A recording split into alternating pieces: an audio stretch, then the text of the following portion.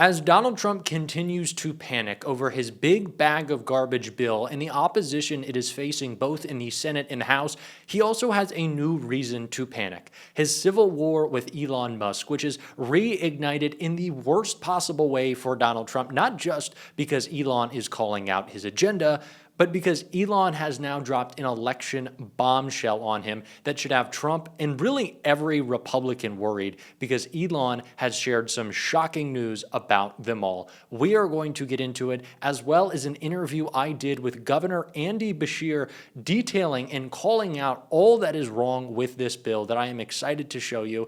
And of course, I wanted to start with a clip of Governor Beshear before we get into what Elon had to say about this bill and how he is retaliating against Donald Trump. We're going to get into it all, but first, let's start with the governor.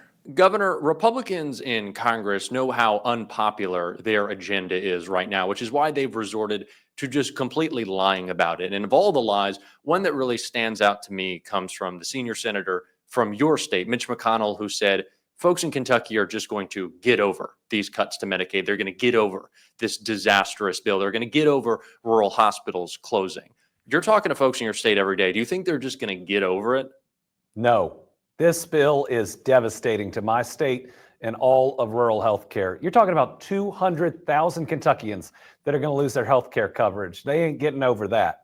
You're talking about 20,000 health care workers that are going to lose their jobs. They ain't getting over that. And you're talking about 35 hospitals that are all the second largest employers in their communities shutting down. The huge economic impact that that's going to have. Those communities ain't getting over that either. This bill is not only terrible in that it adds $3 trillion plus to the national debt. In other words, it doesn't work for what they start out trying to do. But it's also just devastating to people, and not just Democrats, everybody.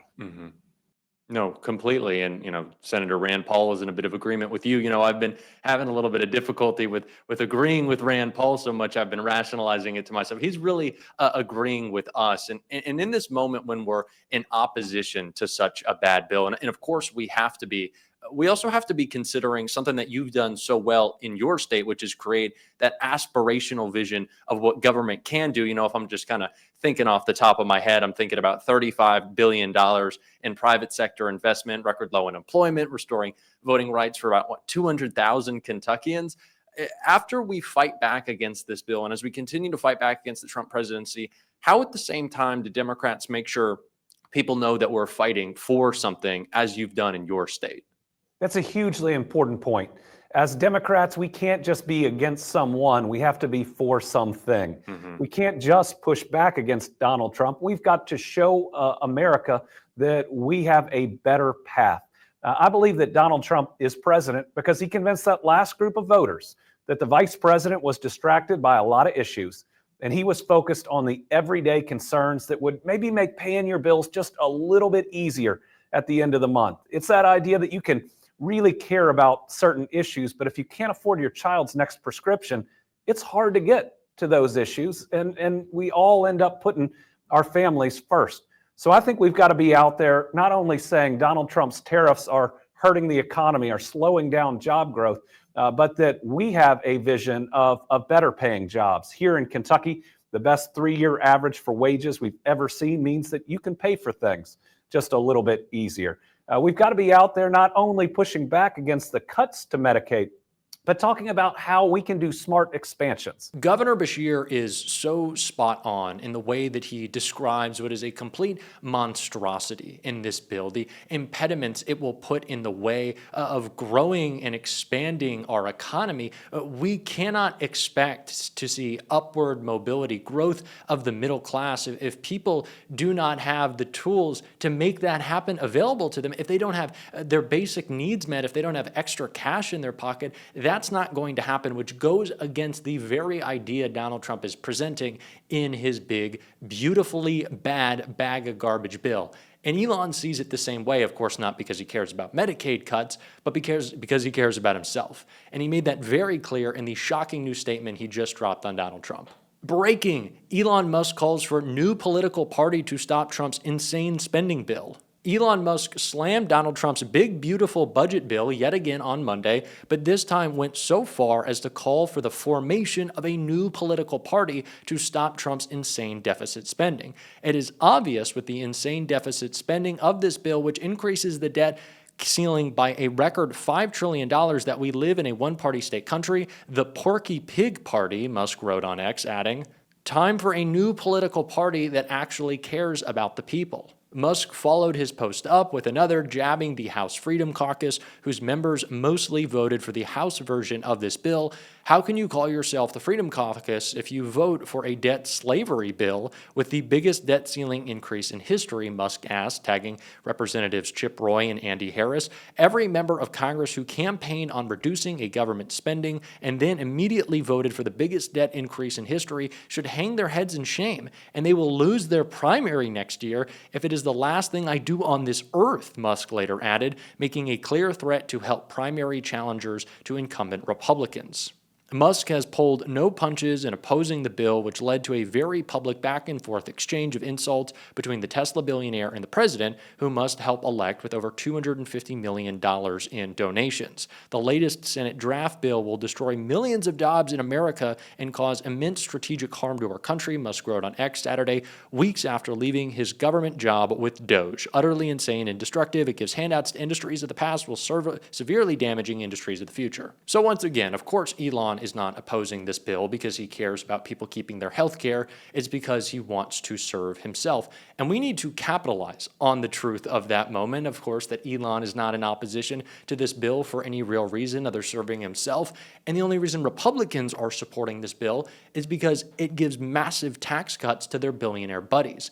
We need to not just oppose this bill as Democrats, but create the alternative, show the new direction. And I continue to talk about that with the governor. I hope you enjoy the rest of our interview and stick around to the end. And I think we also have to be the party of something you consistently display, not just in opposition to Republicans, but also some Democrats in the party who often cave. We need to be the party of strength. We need to be perceived as strong, and we should be. You look over at the other side, Republicans, we saw, Tom Tillis last night, bravely stand up to Donald Trump, but he only did so because he said he's not running for re-election again. That's not necessarily strong or brave. Just because you're not worried about getting votes anymore, now you'll actually vote with your conscience. And at the same time, we've seen Democrats a little shaky on some issues that they previously purported to care about. That's not what you do. You stand by what you believe. You're not going to let folks go after marginalized communities in your states just because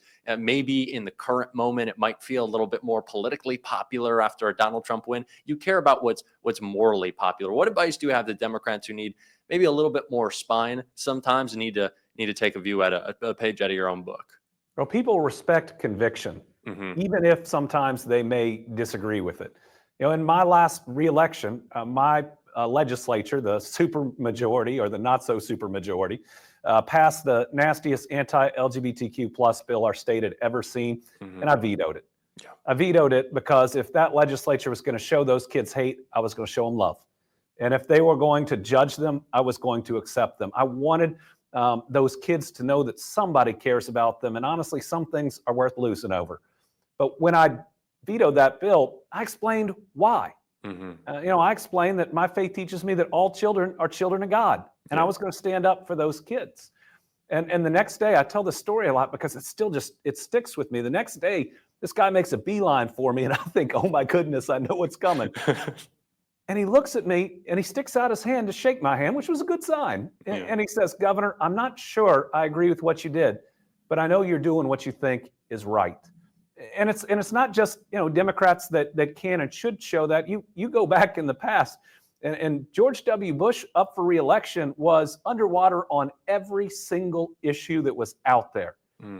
Yet he probably won re-election on the line. At least you know where I stand.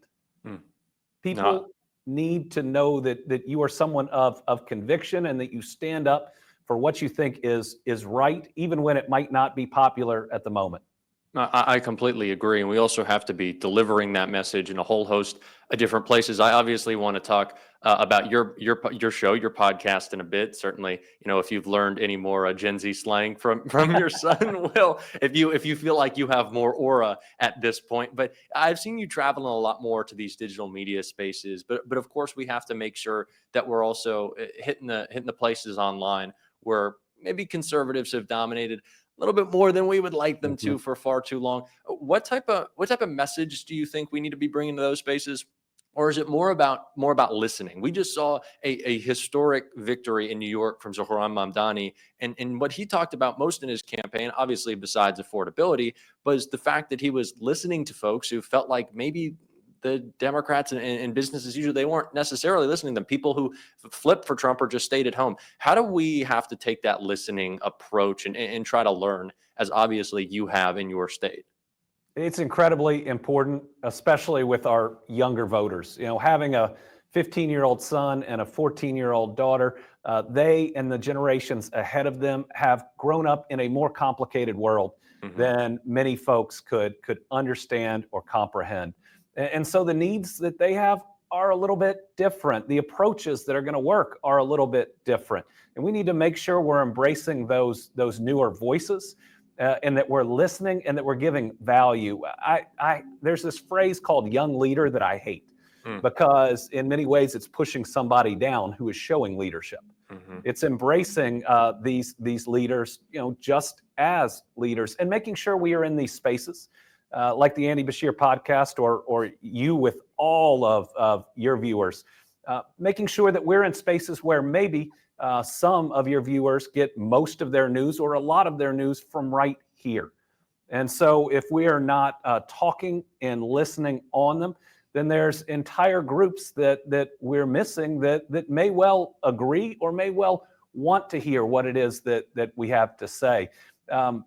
YouTube, incredibly important. The podcast space, incredibly important. And what we've got to make sure is that we are in all of them.